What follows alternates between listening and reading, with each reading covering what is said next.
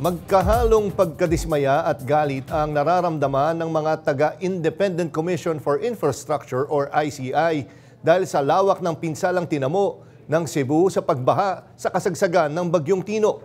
Nauna rito, bilyong-bilyong piso umano ang inilaan ng pamahalaan para sa higit 300 flood control projects sa lalawigan. Yan ang umarangkadang balita ni PRTV News Correspondent JM Pineda.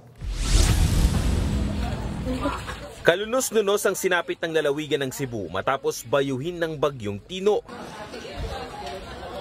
Patong-patong na mga sasakyan na tila balata ang bumungad sa mga residente. Kasama pa dyan ang makapal na putik at mga punong inanod ng baha. Sa kasagsagan ng bagyo, walang sinanto ang kalikasan. Kita sa video na ito, sa Kotkot, Diloan, na ang puting sasakyan ay nilamon at tinangay ng baha. Ang ilang mga sasakyan naman, lubog at bubungan na lang ang litaw. Tanaw rin ng mga kabahayan na halos mga second floor na lang ang kita. Galit ang nangibabaw sa mga Cebuano. Si Cebu Governor Pamela Baricuatro ipinakita ang pagkadismaya sa isang social media post. Ayon sa kanya, sa kabila ng bilyong-bilyong pisong pondo umano kontra baha sa kanilang lugar, baha pa rin ang sinapit nila sa pagpasok ng Bagyong Tino.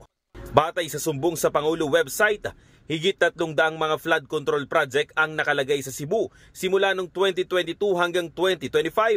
Naglalaro ang mga presyo nito sa lagpas 4 na milyon at may ilan pa nga pumapalo sa higit 100 milyong piso. Kapansin-pansin din na may mga presyo na halos magkakapareho at nagkakaiba lang sa dulo.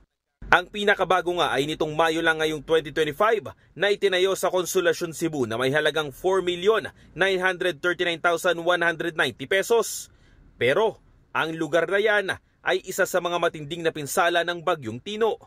Sa tala ng Cebu Provincial Disaster Risk Reduction and Management Council, isa ang patay sa Consolacion Cebu. Umabot naman na sa higit 100 ang patay sa buong lalawigan. Dismayado at galit rin ng Independent Commission for Infrastructure o ICI sa nangyari sa Cebu na may malaking halaga ng pondo kontra baha. Yesterday I got calls from my friends in Cebu and they're so angry kasi for the first time na makapain na baha. I think in only 10 minutes na baha na yung pain nila. So we will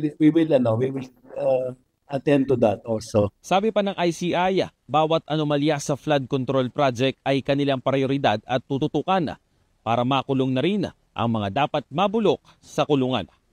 Ako si JM Pineda ng PRTV News, nagseserbisyo para sa Pilipino.